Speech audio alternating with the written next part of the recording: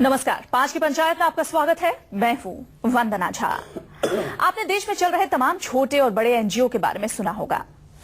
ये सुना होगा कि एनजीओ तमाम तरह के सामाजिक कार्य करते हैं, लेकिन अब इन्हीं एनजीओ को लेकर गृह मंत्रालय के कान खड़े हो गए हैं। गृह मंत्रालय की एक रिपोर्ट में खुलासा हुआ है कि कई एनजीओ विदेशी पैसों से देश में धर्म परिवर्तन करा रहे हैं, देश में छोटी घटनाओं को सांप्रदायिक रंग देने की कोशिश कर रहे हैं। गृह मंत्रालय ने ऐसे एनजीओ की पहचान कर ली है जहां एक साल में विदेशी फंड दिए गए हैं और इन विदेशी फंडों का इस्तेमाल धर्म परिवर्तन के लिए किया गया है। ऐसे में 5 की पंचायत में हमारा सवाल, क्या विदेशी पैसों से रची जाती है सांप्रदायिक दंगों की साजिश, और क्या धर्म परिवर्तन के लिए विदेशों से आता है पैसा? हमारे साथ इस मुद्दे पर बात करने के लिए विशेष मेहमान है, उनसे आपका परिचय कराएंगे, लेकिन उससे पहले ये रिपोर्ट देखिए। समाज में पिछड़े वर्गों से आने वाले गरीब बच्चों, अशिक्षित महिलाओं और सामाजिक काम करने वाले एनजीओ के बेहतरीन कामों के बारे में आपने देखा होगा, एनजीओ के अच्छे कामों के बारे में सुना होगा, लेकिन अब इन्हीं एनजीओ को लेकर गृह मंत्रालय ने किया है एक बड़ा खुलासा। खुलासा ये कि समाज सेवा की आड़ में होता है धर्म परिवर्तन, एनजीओ की आड़ में होते हैं सांप्रदायिक दंगे। खबर चौंकाने वाली है, लेकिन गृह मंत्रालय की खुफिया रिपोर्ट में जो बातें सामने आई हैं, उन्होंने देश में चलने वाले तमाम बड़े एनजीओ को कटघरे में खड़ा कर दिया है। गृह मंत्रालय की रिपोर्ट के मुताबिक 18 विदेशी डोनर्स की पहचान हुई जो धर्म परिवर्तन के नाम पर एनजीओ को मदद कर रहे हैं। ये डोनर अमेरिका, साउथ कोरिया और यूरोप के हैं। साल 2013-14 में विदेशी डोनर ने करीब 12,980 करोड़ रुपए एनजीओ को दिए, जिसमें से रकम का कुछ हिस्सा उस एनजीओ को दिया गया जो धर्म परिवर्तन कराती है। गृह मंत्रालय के शक के दायरे में कुछ ऐसे एनजीओ भी हैं जो हर छोटी घटना को सांप्रदायिक रंग देने की साजिश रचते हैं। एनजीओ को लेकर मिली इस खुफिया जानकारी के बाद गृह मंत्रालय ने उन एनजीओ की पहचान कर ली है। उन एनजीओ के विदेशी फंड की पहचान की जा रही है और सूत्रों की माने तो जल्दी ऐसे एनजीओ पर शिकंजा कर सकता है। अमित कुमार, दिल्ली, न्यूज़ 24। चलिए, और इस मसले पर बात करने के लिए कुछ खास मेहमान हमारे साथ जुड़े हैं, उनसे आपका परिचय करा देते हैं। सबसे पहले आलोक शर्मा, स्पोक्स पर्सन कांग्रेस के हमारे साथ जुड़ गए हैं। Vijay Shankar Tiwari, spokesperson VHP के हमारे साथ जुड़ गए हैं। Maulana Mohammad Sajid Rashidi, president all India Imam association, हमारे साथ जुड़ गए हैं। और डॉक्टर जॉन दयाल, जो कि इंडियन क्रिश्चियन पॉलिटिकल एक्टिविस्ट है, साथ ही साथ एनआईसी के मेंबर हैं और सेक्रेटरी जनरल हैं ऑल इंडिया क्रिश्चियन काउंसिल के। जी, यहां से आप रिटायर हो गए, ठीक है। आप सभी का बहुत बहुत स्वागत है। तो सबसे पहले देख लेते हैं क्या है 5 की पंचायत में आज का पहला सवाल। विदेशी पैसों पर रची जाती है क्या सांप्रदायिक दंगे की साजिश? सबसे पहले विजय शंकर तिवारी जी, ये सवाल आपसे ही, क्या विदेशी पैसों पर ही सांप्रदायिक दंगों की साजिश रची जाती है? वंदना, ये नई बात नहीं है।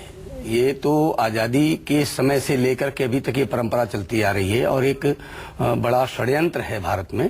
वास्तव में नियोगी कमीशन और वधवा कमीशन, दोनों कमीशन भारत में बहुत प्रसिद्ध हैं और इसी नाम से जाने जाते हैं कि उन्होंने ये खुलासा किया था कि किस तरीके से विदेशों से पैसा भारत में आता है और गरीब क्षेत्रों में, वनवासी क्षेत्रों में जाकर उनको धर्म परिवर्तित करने की कोशिश की जाती है। और नियोगी कमीशन में तो 11,360 लोगों से पूछताछ की गई, बातचीत की गई और 700 गांव में जाकर के एक रिपोर्ट तैयार की गई और उसमें पता चला कि किस प्रकार से ईसाई मिशनरीज भारत में अपना धर्म परिवर्तन का काम कर रही। और 1966 में लाल बहादुर शास्त्री जी प्रधानमंत्री थे, तो फादर ग्राहम थे, और जब उनको पता चला कि फादर ग्राहम यहाँ पर धर्म परिवर्तन का काम कर रहे हैं, तो उन्होंने उनको देश का निकाला दिया, भारत से बाहर फेंका, बाहर भेजा।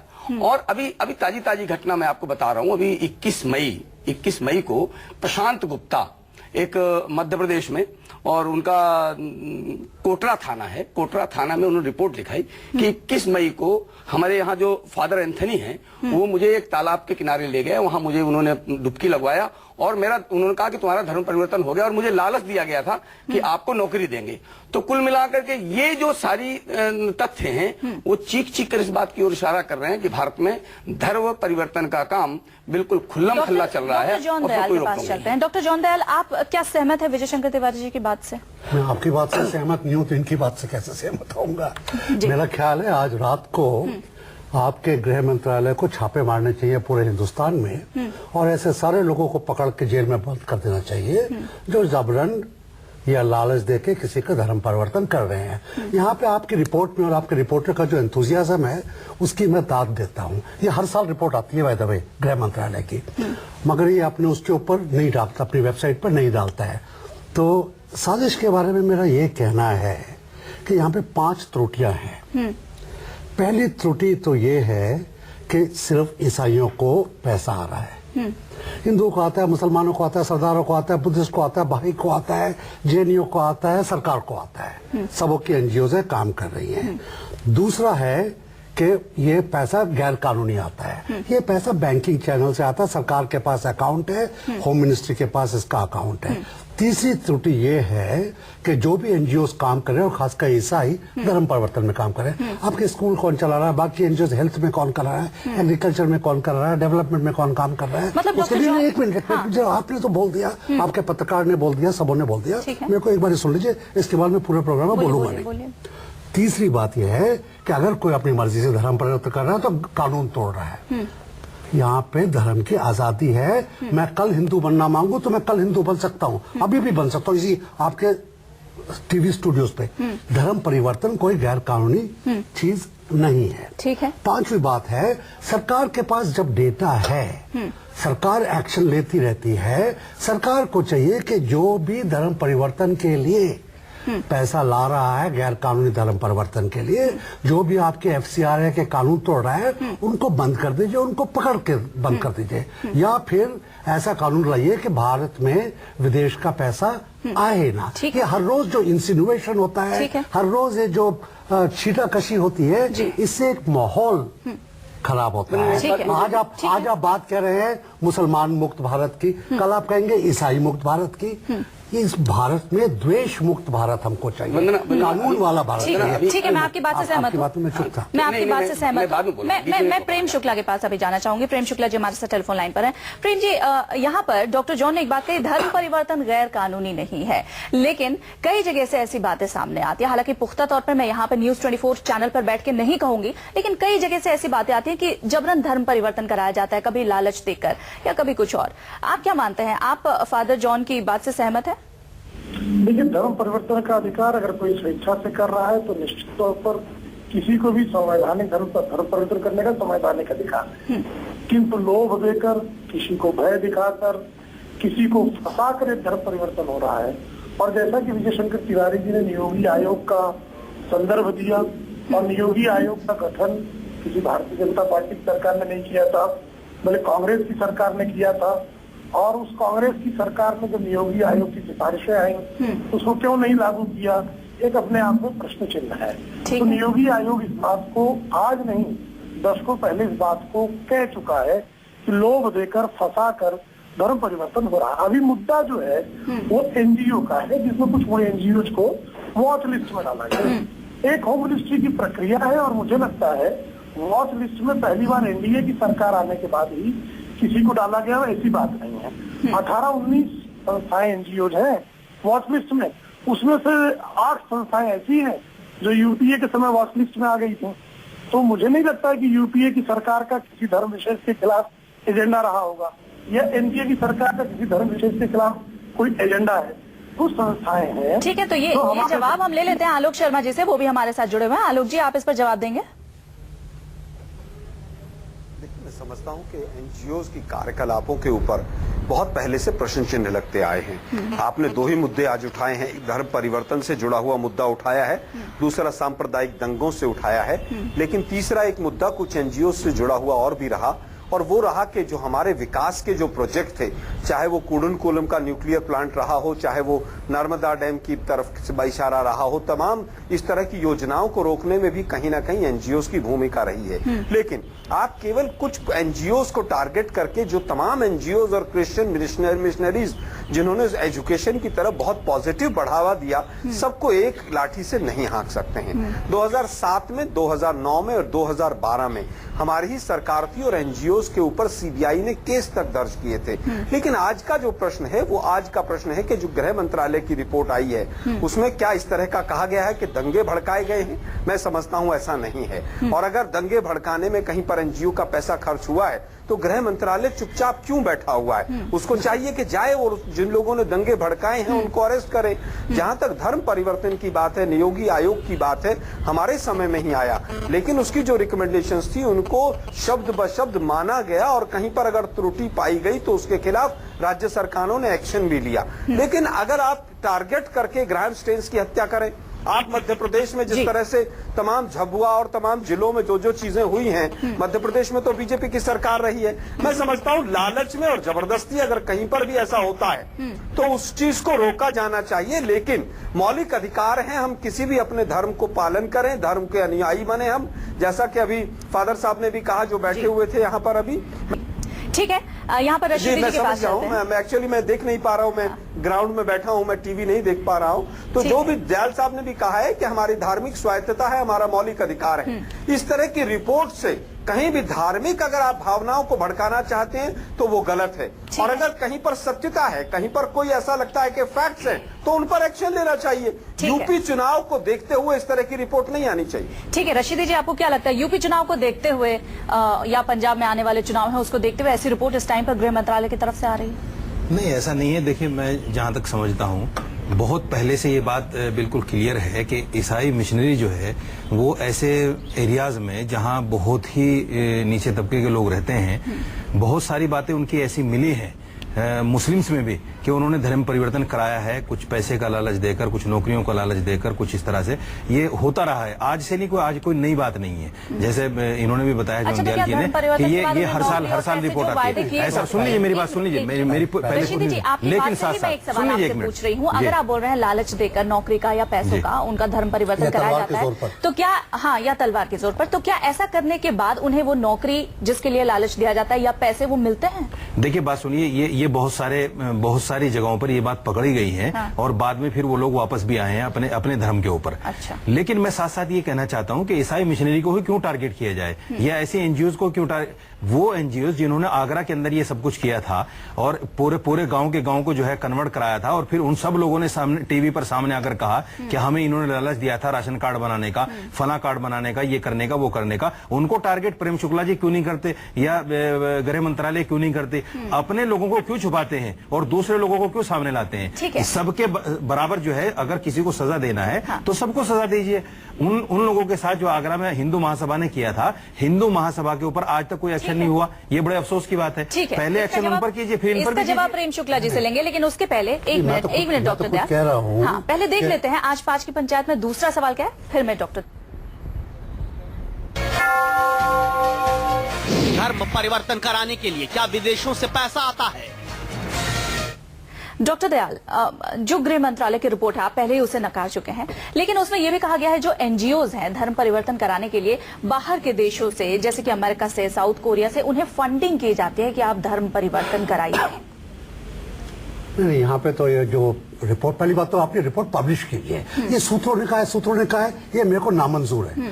ये तो या तो सस्पेंड कीजिए उस ऑफिसर को जो लीक कर रहा है, या पत्रकार से कहिए कि हिम्मत है तो बताइए किसने हमको आपको सूत्र में दिए ही है। गृह मंत्रालय खुद ही बता दे। गृह मंत्रालय को क्या डर लगता है? आपका राज है, आपका ये दायित्व है कि अपनी वेबसाइट पे आप पता लगाइए, आप पब्लिश कीजिए कि फला फला फला के ऊपर, या फिर छापा मार के पकड़िए लोगों को।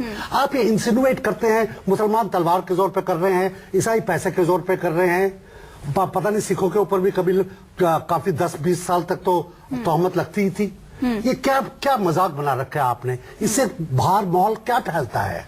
और रही जो बात नियोगी कमीशन की, सन 56 की बात है वो, उसके बाद बच्चे पैदा हुए, बच्चों के बच्चे पैदा हुए, उनके बच्चे पैदा हो गए, वो दादा बन गए जो 56 में पैदा हुए थे। ये उसके बाद 6 प्रांतों में कानून आया है जिसमें मध्य प्रदेश, छत्तीसगढ़, उड़ीसा, अरुणाचल प्रदेश, गुजरात, हिमाचल प्रदेश, जिसमें कईयों ने, कांग्रेस पार्टी ने कानून लाई है। कि जो धमकी दे के या पैसे दे के कर रहा है गैर कानूनी या पकड़ा जाएगा। उसको इम्प्लीमेंट कीजिए। हमको पता ही कितने लोग पकड़ गए और न्यूज कई पकड़ गए। तो जिन प्रांतों में हो रहा है वहां के डीजी को, वहां के एसपी को, सबों को आप हटा दीजिए नौकरी से। ठीक है, मतलब उनकी नाम एकदम क्या कह सकते हैं, उनकी बेवकूफी से या उनके जो टोटल इनकॉम्पिटेंस है, हाँ। उसकी वजह से आप इंसिनुएशन करते रहे। पकड़ के बंद कीजिए, पब्लिश कीजिए। ठीक है, एक छोटा सा जो रिसर्च है वो मैं दर्शकों को एक बार बता देती हूँ। सरकार ने 9000 गैर सरकारी संगठनों यानी एनजीओ पर कार्रवाई की है और इसके अनुसार एक रिपोर्ट आईबी के साथ सीबीआई ने देश में एनजीओ के कामों पर जो एक रिपोर्ट दी थी, उसके मुताबिक देश के 20 राज्यों में 22,39,971 एनजीओ हैं। इनमें से मात्र 10% ही ऐसे हैं जो कि अपना आयकर रिटर्न भरते हैं। असम, मणिपुर, नागालैंड, मेघालय और त्रिपुरा में काम करने वाले किसी एनजीओ ने अपना रिटर्न फाइल ही नहीं किया है। तो अब गृह मंत्रालय की एक रिपोर्ट के अनुसार 2011-12 में देश में सक्रिय 22,702 एनजीओ को 11,546 करोड़ रुपए का विदेशी अनुदान प्राप्त हुआ है।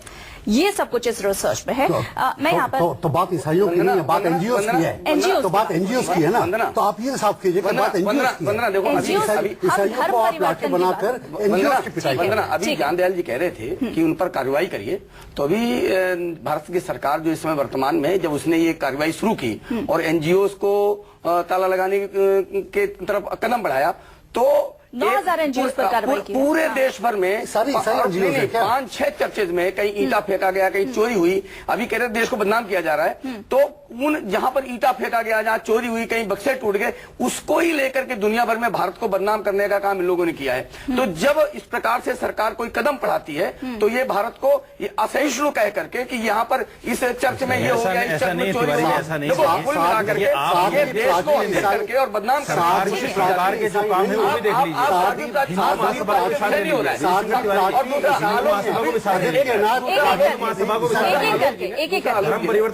रशीदी जी के पास चलते हैं। रशीदी जी, आप कह रहे थे, बताइए। मैं ये कह रहा हूं कि विजय शंकर तिवारी एक तरफा मत देखें। ये सच्ची बात है कि माइनॉरिटी को जो है कहीं ना कहीं टारगेट किया जाता है, चाहे वो ईसाई हो या मुस्लिम हो या सिख हो। हम ये कहते हैं कि जो भी इस तरह के काम करता है, चाहे वो माइनॉरिटी से हो या मेजोरिटी से हो, उसके ऊपर कड़ी कार्रवाई क्यों नहीं होती? जबरदस्ती धर्म परिवर्तन का तो कोई मैटर ही नहीं आता ना। धर्म परिवर्तन जो भी आदमी करता है वो अपनी इच्छा से करता है। अगर इच्छा से करता है, उस पर कोई कानून भी नहीं कि उसको टारगेट किया जाए। ये हिंदू महासभा जैसी तंजीम या विश्व हिंदू परिषद भी इसमें बढ़ चढ़ के हिस्सा लेती है। आरएसएस जो है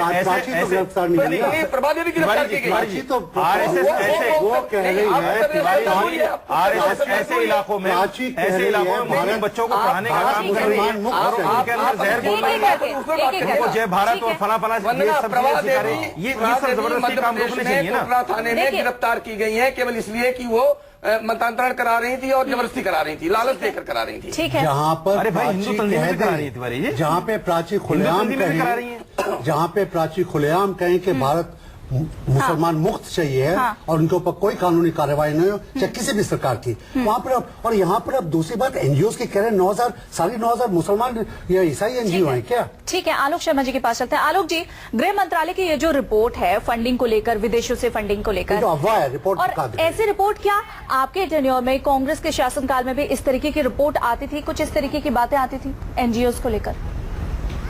देखिए, मैंने पहले भी कहा कि 2007 में ये मुद्दा पहली बार ज्यादा उठा था, तो हुआ तो 2002 से थी शुरुआत, लेकिन 2007, 9 और 12 जहां तक मेरी याददाश्त आ रही है उसमें काफी हद तक कुछ एनजीओ के ऊपर कार्रवाइयां भी हुई थी, सीबीआई ने खाते भी जब्त किए थे, तमाम तरह की चीजें हुई थी। लेकिन आज के जो दो मूल प्रश्न हैं, मैं उनसे इत्तेफाक नहीं रखता हूं कि एनजीओ के फंडिंग से कहीं दंगे कराए जाते हैं, मैं इस बात से इत्तेफाक नहीं रखता हूं। अगर ऐसा कहीं है तो उनकी राज्य सरकारों ने आज तक क्यों नहीं रिपोर्ट दी है? दूसरा प्रश्न आया कि क्या धर्म परिवर्तन होता है? इसमें हमेशा से एक विवाद का विषय रहा है। इसमें क्लीन चिट भी नहीं दी जा सकती कि धर्म परिवर्तन पैसे के आधार पर नहीं होता है या लालच के आधार पर नहीं होता है, किसी को क्लीन चिट नहीं दी जा सकती है। लेकिन हमारा कानून जो है वो कहता है कि हम किसी भी धर्म को मान सकते हैं, और अगर इस तरह का कोई भी कानून का कहीं पर उल्लंघन हो रहा है तो उसको पकड़ा जाना चाहिए। गुजरात में बनासकांठा के अंदर इस तरह की रिपोर्ट्स आई थी, मध्य प्रदेश झबुआ की आई थी, और वहां पर बालासोर और हिंदू तंजीम में ज्यादा करा रही है फंडिंग।